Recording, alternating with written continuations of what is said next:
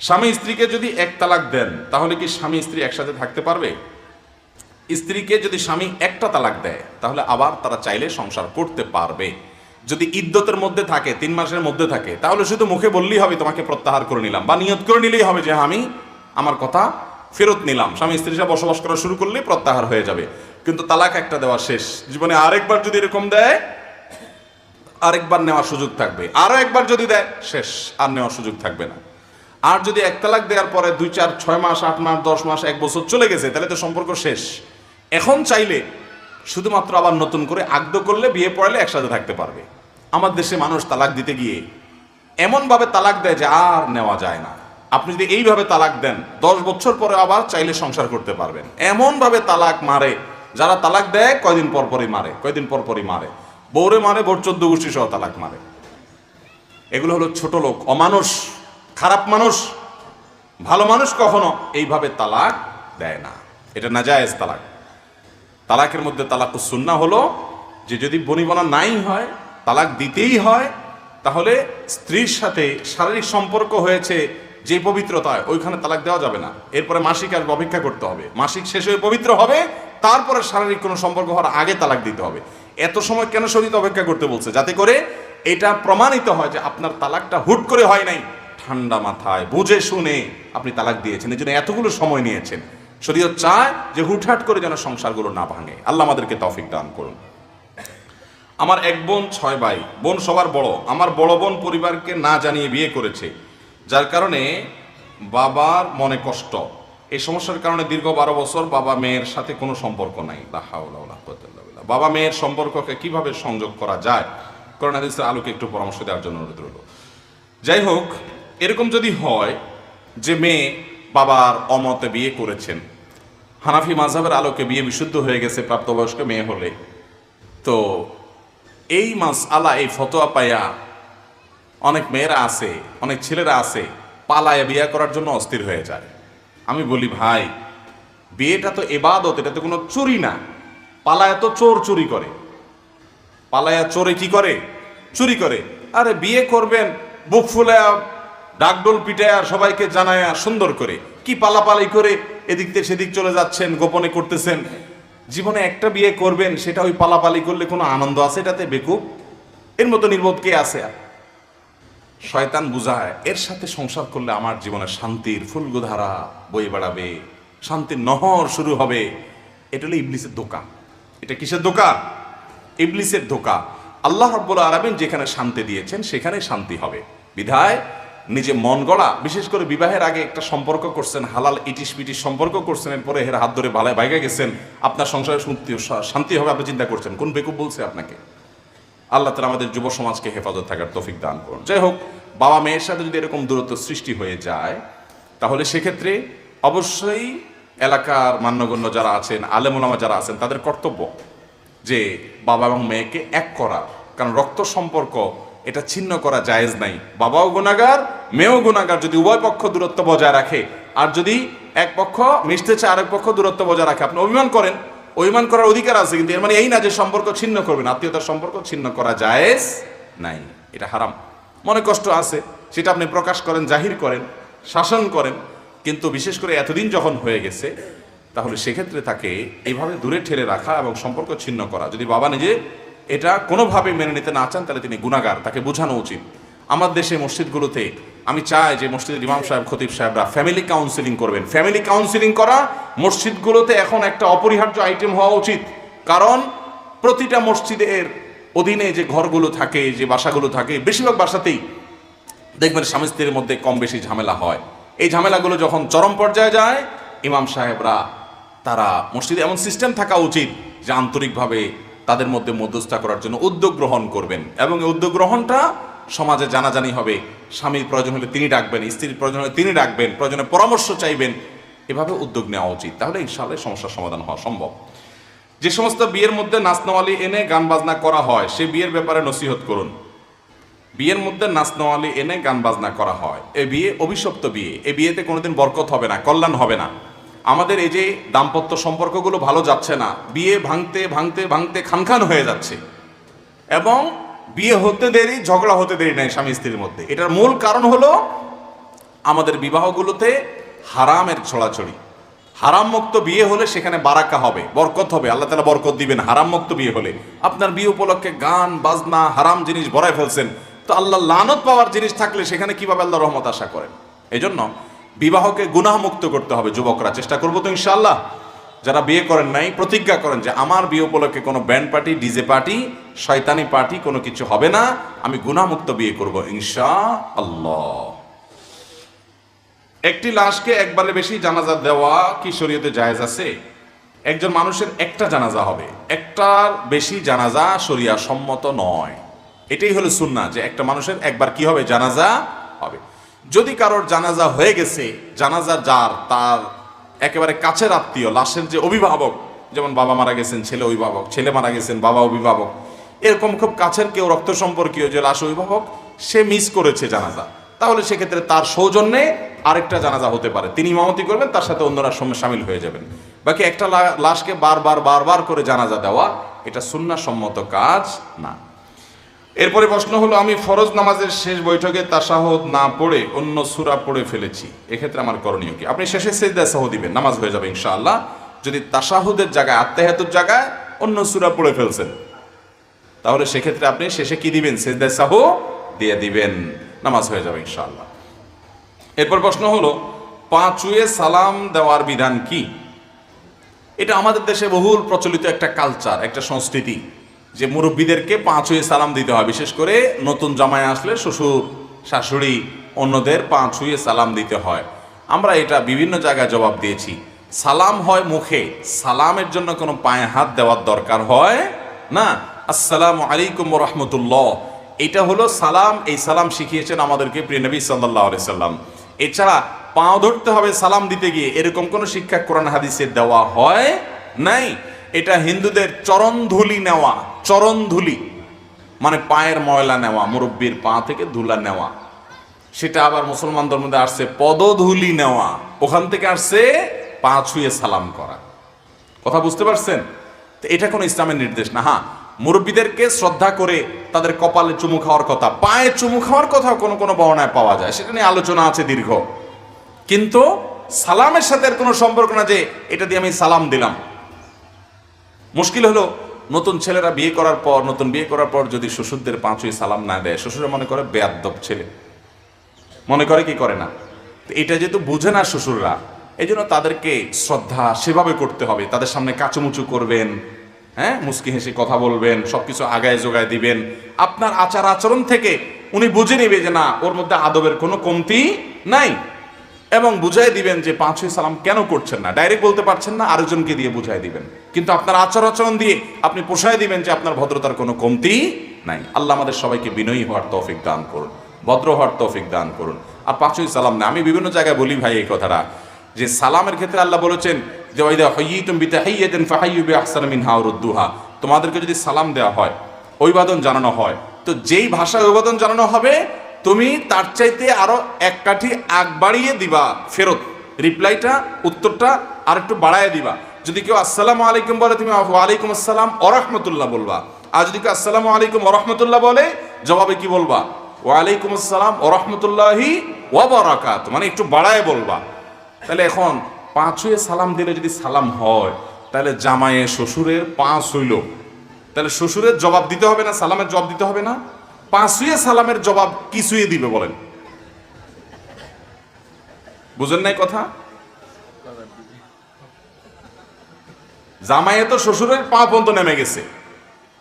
আল্লাহ বলছেন সালামের জবাব দিতে হলে যে সালাম দিছে সে যতটুকু দিছে জবাবে আর একটু বাড়ায় দিতে হবে। তো জামাইয়ে নামতে নামতে শ্বশুরের পা পর্যন্ত নেমে গেছে, সালাম দিছে বেচারা। এবার শ্বশুরের জবাব দিতে গেলে পায়ের থেকে আরো নিচে নেমে জবাব দিতে হবে। এবার জামাইয়ের কি ধরবে শ্বশুর? হ্যাঁ, কি ধরবে? ও পা জড়ায় ধরবে বুকের সাথে। তাহলে বোঝা গেল এটা সুন্নাহ বা কোরআন হাদিস সমর্থিত কোনো আমল না। মুরব্বীরা যারা এটা নিয়ে মনে কষ্ট পান, তারা আপনাদের এই ভুলটা শুধরায় নেন, মনে কষ্ট পাওয়ার কিছু না। সালাম হবে মুখে, ছেলে ভদ্র, এটা আচার আচরণ দ্বারা বোঝা যাবে। কত ছেলে বিয়ের সময় শ্বশুরের পা ছুঁয়ে সালাম করতে করতে করতে শেষ, এরপর আপনার মায়েরা নিয়ে ছুঁড়ে, আছে না নাই? তাহলে এই 5 হইয়া সালাম দিলে ছেলে ভদ্র আর নাহলে ছেলে বেয়াদব, এত সহজ হিসাব নিকাশ করা যাবে? আমরা সুন্নত মেনে চলবো। নবীজি আমাদেরকে সালাম শিখেছেন না শিখান নাই? কিভাবে সালাম শিখিয়েছেন? মুখে সালাম। সালাম কখনো পা ধরে হয় না, কিছু ধরাধরির কাজ দরকার নাই, এটা মুখে সালাম দিবেন। আচ্ছা, এরপরে প্রশ্ন হলো 2 রাকাত নামাজের তাশাহুদ পড়ে দাঁড়িয়ে গেলে করণীয় কি? এই ভুলটা আমাদের প্রায় হয়। ধরেন আপনি ফজরের 2 রাকাত সুন্নত পড়তেছেন, সুন্নত পড়লে 2 রাকাত সুন্নত, অতএব দ্বিতীয় রাকাতে আপনি সালাম ফিরে ফেলবেন, তাশাহুদের পরে দুরূদ পড়বেন, দোয়া মাসুরা পড়বেন, পড়ে সালাম ফিরে নামাজ শেষ করবেন, তাই না?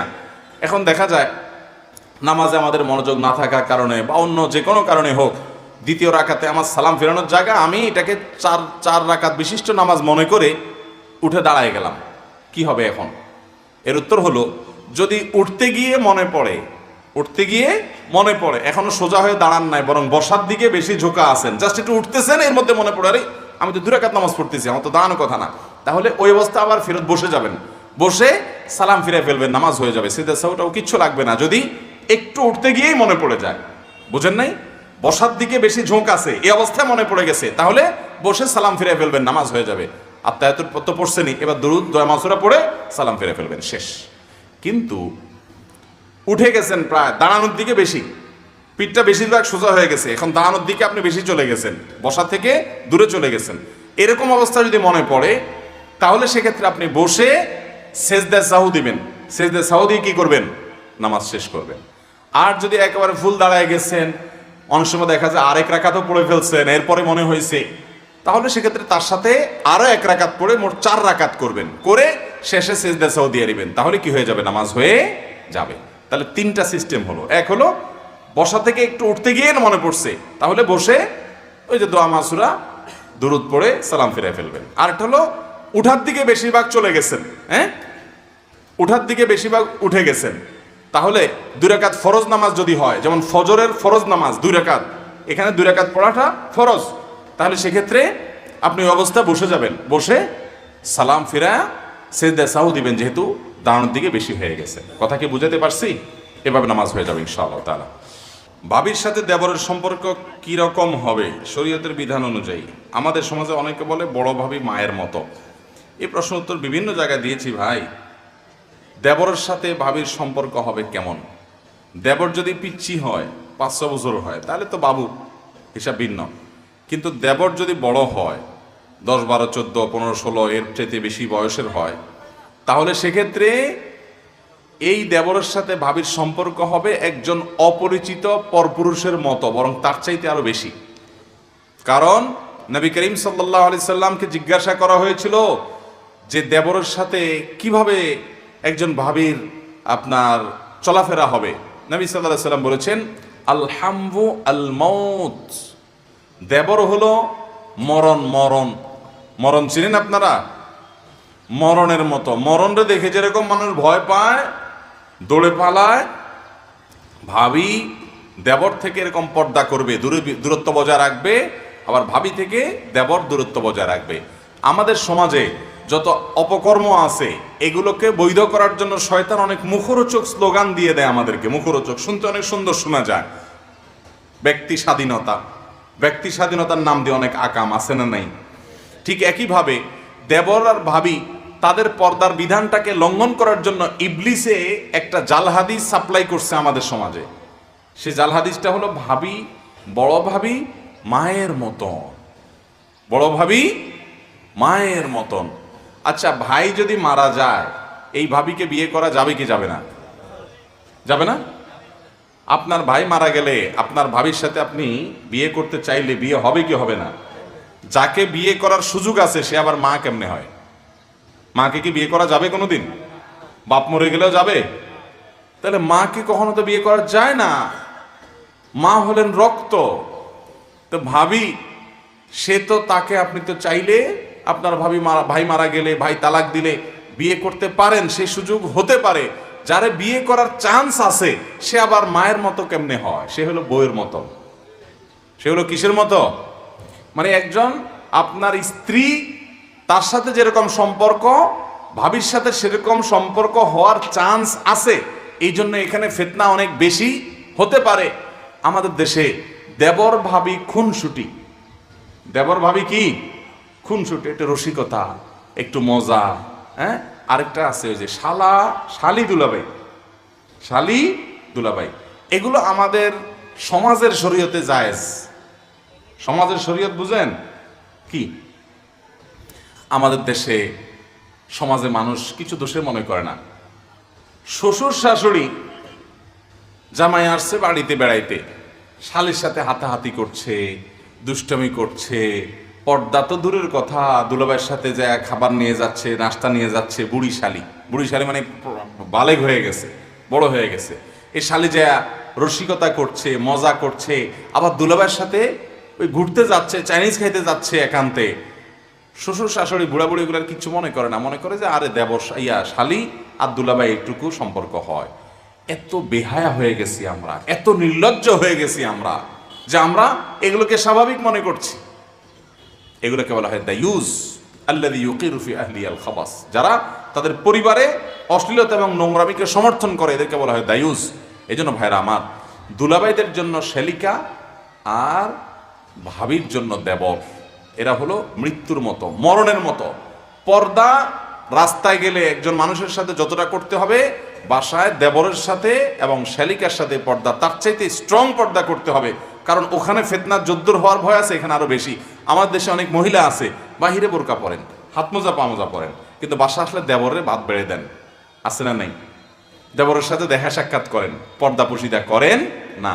মুরব্বীরা যারা, আপনারা এগুলোকে সমর্থন করেন। বরং অনেক মুরব্বীরা আছে ওই বৌমাকে বাধ্য করে যে তোমার দেবরের জামাটা ধুয়ে দাও, দেবরের ভাতটা বেড়ে দাও, হ্যাঁ, দেবরে নাস্তাটা দাও, পানিটা আগায় দাও। এগুলোকে আরো বরং অনেক শ্বশুর শাশুড়ি আছে নির্দেশ করে। এই শ্বশুর শাশুড়ি তারা শরীয়তের বিধান জানে না, যে নিজেরা হারাম করছেন, হারাম করতে সহযোগিতা করছেন। একইভাবে ওই যে শ্বশুরবাড়ির কথা বলছি পুরুষ মানুষের জন্য, যে সে তার শ্যালিকের সাথে ইয়ারকি ফাজলামি করে, মুরব্বীরা সেটাকে মনে করে না এটা হবে, দুলাভাই শালি এতটুকু হয়। খবরদার, অন্য জায়গার থেকে এখানে পর্দা আরো বেশি করতে হবে। শরীয়তের বিধান না মানার কারণে কয়দিন পরে দেখা যায় যে ওই ভাবির হাত ধরে দেবর পালায় গেছে। ঘটে কি ঘটে না? সবাই তো আর পালায় না, অনেকে তলে তলে গুনাহে লিপ্ত হয়, অনেকে পালায় যায়। হয়তো দুই একজনকে আল্লাহ তাআলা গুনাহ থেকে হেফাজত রাখেন, কিন্তু মনের গুনাহ, মনের জেনা, চোখের জেনা, সেটা থেকে তো বাঁচার কোনো উপায় নাই। অতএব মুরব্বীরা, বাবারা ভালো করে শুনে রাখেন, পরিবারে পর্দার বিধানটা খুব ভালো করে মানবেন। অনেক মুরব্বী চাচা আছেন, এই লম্বা দাড়ি, মাথায় সেজদা করতে করতে কপালে দাগ পড়ে গেছে, মাগার বৌমাকে নিজের ছেলের সাথে পর্দা না করতে বাধ্য করে। খুব গুনাহের কথা। এই সমস্ত মুরব্বীদেরকে বলা হয়, বুড়াদেরকে বলা হয় দায়ুস। এরা জান্নাতে যাবে না যারা তাদের পরিবারের বেপর্দাকে সমর্থন করে। অতএব আমাদের পরিবারের মহিলাদেরকে, পুরুষদেরকে আমরা পর্দা করতে সাহায্য করবো তো ইনশাআল্লাহ। যৌথ পরিবারে ভাবি আর দেবর পর্দা কিভাবে করবে? সেটা উত্তর হলো যে যৌথ পরিবার যদি হয়, এমন ভাবে পর্দা লাগায় দিবে, বেড়া দিবে, ওয়াল দিবে, যে ভাবি যেখানে চলাচল করবে দেবর সেখানে যাবে না। যদি ওইদিকে যাইতে হয় অনুমতি নিয়ে যাবে, একটু আসতেছি ভাবি, তাহলে ভাবি একটু সরে যাবে, তারপর তিনি যাবেন। আবার ভাবি যদি সামনের দিকে আসতে হয় তো অনুমতি নিয়ে আসবেন, পর্দা করে আসবেন এবং বোরকা পরে আসবেন, অথবা ঢেকে ঢুকে আসবেন। এক কথায় পর্দা মেনটেন করবেন। চেষ্টা করলে যৌথ পরিবারও পর্দা করা সম্ভব। আর যদি নিয়ত না থাকে, সদিচ্ছা না থাকে, তো অনেক বড় বড় বিল্ডিং এর মধ্যে দু চারজন থাকলেও পর্দা করা যায় না। এটা হলো ইচ্ছার ব্যাপার। কেউ যদি ইচ্ছা করে ওই সামান্য সামর্থ্যের মধ্যেও পর্দা করা যায়। আল্লাহ আমাদেরকে তৌফিক দান করুন। যৌথ পরিবারে আমরা ছেলেবেলা দেখেছি এই সমাজের সৌন্দর্যগুলো সব ধ্বংস করে ফেলছে শয়তান এবং শয়তানের চক্ররা। আমাদের ঈমান দুর্বল হয়ে গেছে, আমরা সেগুলো হারিয়ে ফেলছি। দেখা যেত যে কয়েকটা ঘর আছে বা একটা ঘরে যৌথ পরিবারে ভাবি আছে, বোন আছে, মাহরাম, গায়রে মাহরাম অনেকে আছেন। তো সেখানে পুরুষরা বাহির থেকে আসলে গলা পরিষ্কার করে সালাম দিয়ে আসতো, আসসালামু আলাইকুম। এরপরে গলা পরিষ্কার করতো, আওয়াজ দিত, যে আওয়াজ দেখে মহিলারা সাইড হয়ে যেত, বুঝতো যে একজন গায়রে মাহরাম পুরুষ আছে। এখন আছে এগুলা? পারলে আরো সামনে বসে বসে আড্ডা মারে, এবং ওই আড্ডা মারার পরিণতিও ভোগ করছে। ঘরে ঘরে জেনা, ঘরে ঘরে সংসারে অশান্তি, সংসার ভেঙে যাচ্ছে, পরকীয়া হচ্ছে, ভুল বোঝাবুঝি হচ্ছে। পরকীয়ার যে মহামারী গোটা সমাজে ছেয়ে গেছে, এর একমাত্র কারণ হলো বেপরদিগি, আর কিচ্ছু না। আল্লাহ তাআলা আমাদেরকে বেঁচে থাকার তৌফিক দান করুন। ইসলামে পাতানো ভাই বোন অথবা ধর্মের ভাই বোন জায়েজ আছে কিনা? ইসলামে কোনো পাতানো ভাই বোন বা ধর্মের ভাই বোন বলতে কোনো ভাই বোন নাই। ভাই বোন একটাই, সেটা হল রক্তের ভাই বোন। এছাড়া যত ভাই বোন আছে সব 2 নম্বর ভাই বোন। সব কয় নম্বর ভাই বোন? 2 নম্বর ভাই বোন। শয়তান নেক্সট সুরতে ধোকা দেয়, বলে যে আমার পাতানো ভাই, আমার ধর্মের ভাই। কত ধর্মের ভাইয়ের হাত ধরে ধর্মের বোন পালাই গেছে। হারামে কখনো শান্তি থাকতে পারে না। অতএব এই পাতানো ভাই, ধর্মের ভাই বলতে কিচ্ছু না শরীয়তে। যদি এরকম কারোর মনের ভিতরে আসে, কোনো যদি ছেলে আইসা কোনো মেয়েকে বলে আপনাকে বইন ডাকছি, বইন, আর বইনে যদি আপনার ভাই ডাকছে, তাহলে বুঝবেন যে এটা ইবলিসে পাঠাইছে। এটা কে পাঠাইছে? এটা ইবলিসের দূত হিসাবে, রাষ্ট্রদূত হিসাবে আসছে। এগুলোকে সাথে সাথে বয়কট করতে হবে।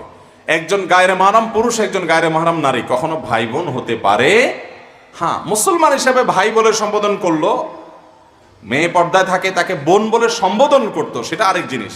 কিন্তু না, ওই যে ভাই বোনের জন্য যেরকম মহব্বত, রক্ত সম্পর্ক, অনেক এরকম পাতান না ভাই বোনে আছে, নিজের আসল ভাই বোনের খবর নাই, ওই নকল 2 নম্বরটা নিয়ে যত সব মাখামাখি আছে না নাই? আবার এরকম ধর্মের বাপ ডাকে, আছে না? ধর্মের বাপ ডাকে, এগুলো সবগুলো 2 নম্বরই। শরীয়তে এগুলোর কোনো অবস্থান নাই, নাজায়েজ কাজ এগুলো। মসজিদে বিয়ে পড়ানো ভালো নাকি ছেলে মেয়েদের বাড়িতে আগদ হওয়া ভালো? এদিকে মসজিদে বিয়ে হওয়াকে ভালো মনে করে না, আমাদের এদিকে মেয়ের অনুমতি নিতে কাজী সাহেব যায়, সাথে আরো অনেকজন নন মাহরাম পুরুষ যায়। এটা কতটুকু শরীয়ত সম্মত? খুবই গর্হিত এবং নিকৃষ্ট কাজ এটা। মেয়ের অনুমতি নিতে কোনো কাজী সাহেবের যাওয়ার দরকার? মেয়ের অনুমতি, মেয়ের বাবা থাকতে আবার কিসের কাজী সাহেব? মেয়ের ভাই থাকতে আবার কিসের কাজী সাহেব? গায়ের মাহরাম মেয়ের সাথে দেখা করতেই পারবে না, জায়েজই হবে না। সেখানে আমাদের দেশে বেশিরভাগ বিয়েতে এই কাম করে যে কাজীর সাথে আবার মানুষ 1-2টা যায়। এগুলো দূরে বাইরে বাইরে পিটাইতে হবে যদি জোর করে যেতে চায়। বুঝতে পারছেন কথা? বিয়ে বিশুদ্ধ হওয়ার জন্য এগুলো জরুরি না, বরং এগুলো কুসংস্কার, এগুলো ভুল। মেয়ের অনুমতি, মেয়ের বাপ যদি জিজ্ঞেস করেন মা তোমাকে অমুকের সাথে বিয়ে দিচ্ছি, এই ফ্যামিলি তুমি তো জানো সব কিছু, মেয়ে যদি আলহামদুলিল্লাহ বলে, বাস বাপ আয়সা বলবে আমার মেয়ের অনুমতি আসছে, যথেষ্ট, আর কিছু লাগবে না। মেয়ের বাপ আয়সা মেয়ের পক্ষ থেকে প্রস্তাব দিবে অথবা কবুল বলবে, যথেষ্ট। আলাদা লোক দরকার নাই এখানে 2জন যাওয়ার, তাও আবার গায়রে মাহরাম। গায়রে মাহরামের তো যাওয়াই জায়েজ নাই, কাজী হিসাবে তো ওখানে ঢোকারই পারমিশন নেই। এগুলো আমাদের সমাজের অনাচার, এগুলো আমাদের সমাজের কুসংস্কার। ঠিক একইভাবে আপনার মসজিদে বিয়ে হওয়া জায়েজ কিনা বা বাসা হওয়া উত্তম কিনা, কোথা হওয়া উত্তম? একটা হাদিস আছে, আলিনু হাদান নিকাহ ওয়াজআলুহু ফিল মাসাজিদ, তোমরা এই বিয়েকে প্রচার করো। ওই যে যারা পলায় পলায় বিয়ে করেন তারা জেনে রাখেন, হাদিসে আসছে আলিনু হাদান নিকাহ, এই বিয়েকে তোমরা কি করো? প্রচার করো। হাদিসের এই অংশ বিভিন্ন দ্বারা সাবেত, কিন্তু পরের অংশটা ওয়াজআলুহু ফিল মাসাজিদ, এটা নিয়ে মুহাদ্দিসরা অনেকে আপত্তি করেছেন। অনেকে বলেছে এটা জয়ীফ হাদিস, যে মসজিদে বিয়ে করো। এই জন্য মসজিদে বিয়ে হলে হতে পারে, বাড়িতেও হতে পারে, এটাতে কোনো দোষের কিছু নাই। কিন্তু কোন কোন রেওয়ায়েত থেকে মসজিদে বিয়ের ব্যাপারে নির্দেশনা আসছে, কিন্তু সেই রেওয়ায়েতগুলোর বিশুদ্ধতাটা নিয়ে প্রশ্ন তুলেছেন অনেক মুহাদ্দিসগণ। যার কারণে মসজিদে বিয়ে হতে হবে এমন কোনো কথা নাই, বাসা বাড়িতে বা যে কোনো জায়গায় আগদ হতে পারে।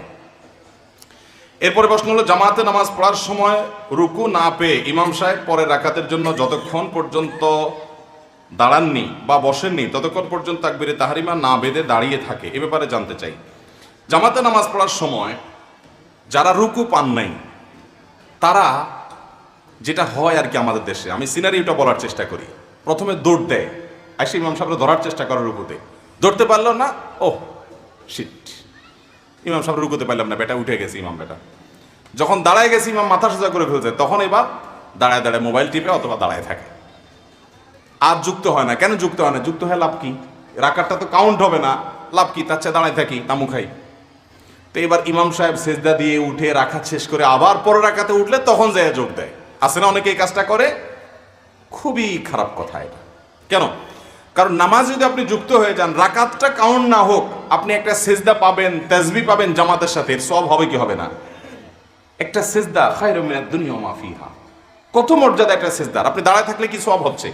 এজন্য রুকুতে ইমাম সাহেবকে যদি নাও পান, ছুটে গেছে, আসে চেষ্টা করছেন ধরার, পান নাই, কোনো অসুবিধা নাই। ইমাম সাহেব দাঁড়ায় গেছেন রুকু থেকে, আল্লাহু আকবার বলে আপনি দাঁড়ায় যান, আপনি সেজদায় চলে যান, আপনি বৈঠকে চলে যান, এমনকি এক সেজদা দিয়ে ফেলছে, আরেক মাস উঠছে, ওইখানে যে অবস্থা পান সে অবস্থা যুক্ত হয়ে যান। আপনার 2 সেকেন্ডও যদি নামাজে শামিল হন জামাতের সাথে, তার সওয়াব পাবেন কি পাবেন না? দাঁড়ায় থাকলে কিসে সওয়াব পাবেন? এটা ভুল। তাহলে রুকুতে ইমাম সাহেবকে আয়সা ধরতে পারেন না, এই জন্য দাঁড়ায় থাকবেন যে আবার দাঁড়াক তারপরে আমি যোগ দিব, এটা ভুল। যে অবস্থা আছে সে অবস্থা যুক্ত হয়ে যেতে হবে, যদিও রাকাত কাউন্ট হবে না রুকুতে না পেলে। আর রুকুতে ধরার জন্য ইমাম সাহেবকে দৌড় দিবেন না, আস্তে আস্তে যাবেন। নবী সাল্লাল্লাহু আলাইহি ওয়াসাল্লাম বলেছেন ফামশু আলাইকুম বিসাকিনা, ইমামকে ধরার জন্য তোমরা আস্তে আস্তে যাবে, ধীরস্থিরতার সাথে যাবে, তাড়াহুড়া করে যাবে না। ফামা আদরাকতুম ফাসাল্লু ওয়া মা ফাতাকুম ফাতিমু, এরপরে যা পাইছো তা পড়বা, আর দুই এক রাকাত ছুটে গেলে সেটা পরে পড়বা। আল্লাহ আমাদেরকে সঠিকটা আদায় করার তৌফিক দান করুন। সর্বশেষ প্রশ্ন, আমি প্রায় জায়গায় দেখি যে সিগারেট খেতে খেতে অজুখানা পর্যন্ত যায়, তারপরে অজু বানায়, এরপরে সিগারেটের প্যাকেট নিয়ে মসজিদে প্রবেশ করে। আবার দেখি আর কিছু মানুষদের দেখি মসজিদ থেকে বাহির হতে না হতেই সিগারেট ধরানো শুরু করে। এমনকি আমি নিজেই এরকম একটা মানুষের পাশে নামাজ পড়ার সময় অস্বস্তিকর অনুভব করছি। এই নামাজটা কতটুকু ইসলাম সম্মত হবে? ভাই, ধূমপান করা জায়েজ নাই, গুনাহের কথা, খুব অপরাধের কথা, গুনাহের কথা, নোংরামি এটা। আল্লাহ রাব্বুল আলামিন এই নোংরা কাজটা আমাদেরকে পরিহার করার তৌফিক দান করুন। যদি কেউ ধূমপান করেন, ওই ব্যক্তি মসজিদে নামাজ পড়তে গেলে তিনি ভালো করে মুখ পরিষ্কার করবেন, দুর্গন্ধ দূর করে তারপরে মসজিদে যাবেন। অবশ্য ধূমপানের কারণে মুখের যে দুর্গন্ধ হয়, নর্দমার দুর্গন্ধটা আর একটু ভালো থাকে ওইটার চাইতে। এটা দুর্গন্ধ দূর করা এত সোজা না। ওইটা দুর্গন্ধ দূর করতে হলে কাঁঠাল খাওয়া ছাড়া কোনো উপায় দেখতেছি না। মালয়েশিয়াতে একটা ফল আছে কাঁঠালের মতো, এমন গন্ধের গন্ধ, মানে গন্ধ বলতে খারাপ গন্ধ না, কিন্তু ফলের যে গ্রান সেটা আর কি, যে ওইটা পুরো পরিবেশকে, ওইটা শুধু খোলাও লাগে না, ওই চামড়ার ভিতরে আছে ফলটা, এমন গন্ধ হয়ে যায়, ভয়াবহ অবস্থা। যাই হোক, তো এইরকম কোনো ফল খাওয়াইতে হবে ওই লোকের, ধূমপানকারীরে, যে এরপরে যদি মুখে দুর্গন্ধ যায় আর কি। যাই হোক, যেভাবেই হোক, আপনি ব্রাশ করে হোক, পেস্ট দিয়ে হোক, যেভাবে হোক মুখের দুর্গন্ধ দূর করে তারপর মসজিদে যাবেন। দুর্গন্ধ নিয়ে মসজিদে গেলে ফেরেশতাদের কষ্ট হয়। তাতাআজ্জাল মালায়েকা বিমা ইয়াতাআজ্জা বিহি বানু আদম, হাদিসে আসছে মানুষের যে সমস্ত কিছুতে কষ্ট হয় ফেরেশতাদেরও সেগুলোতে কি হয়? কষ্ট হয়। অতএব মুখে যেন দুর্গন্ধ হয় এরকম দুর্গন্ধ নিয়ে আমরা যেন মসজিদে না যাই। চেষ্টা করবো ইনশাআল্লাহ বেঁচে থাকার। আল্লাহ আমাদের তৌফিক দান করুন। আমি একবার ঢাকার একটা হাসপাতালে পাশের মসজিদে আপনার নামাজ পড়তে গেছি। জামাতে নামাজের সময় আমার পাশে এরকম এক আসামি দাঁড়াইছে, বিড়ি খেয়ে আসছে, এমন দুর্গন্ধ আর গায়ে ঘামের গন্ধ সব মিলে একটা এমন বিশ্রী অবস্থা, আমার বমি হয় ভাব। বহুত কষ্টে নামাজটা শেষ করছি। আমি চিন্তা করলাম নামাজের পর লোকটা বলা দরকার, আবার বললো যদি ঘুষি টুসি মারে বসে আরেক মুসিবত। তো আমি একটা কাগজ কলম নিয়ে তাড়াতাড়ি করে লিখলাম যে ভাই, আপনার এই দুর্গন্ধে আমার যা কষ্ট হয়েছে, আপনার জাহান্নামে যাওয়ার জন্য আর বেশি কিছু লাগবে না, এবার মানুষকে নিয়মিত কষ্ট দিলেই চলবে। অনুগ্রহ করে পরিচ্ছন্ন থাকবেন, দুর্গন্ধ রাখবেন না, আর ধূমপান ইত্যাদি ত্যাগ করবেন। মানে এই দুর্গন্ধের বিরুদ্ধে একটা চিরকুট লিখে সেই লোক যখন আপনার সেজদায় গেছে, তাড়াতাড়ি করে আসতে আমি এরকম তলে ঢুকায় রেখে আইজো দৌড়কাইল, তো যে আমার কাজও হয়ে গেছে, পিঠও বেঁচে গেছে। তো এরকম যদি কোনো ভাইয়েরা করেন, যদি মনে হয় না বুঝাইলে বোঝানো যাবে, তাহলে সুন্দর করে বুঝাই দিন। আর যদি মনে হয় বুঝাইলে আরো উল্টা উনি রিয়্যাক্ট করবে, তাহলে যেভাবেই হোক তাকে নাসিহা করতে হবে। আল্লাহ তাআলা আমাদের এই বদ অভ্যাস ত্যাগ করার তৌফিক দান করুন।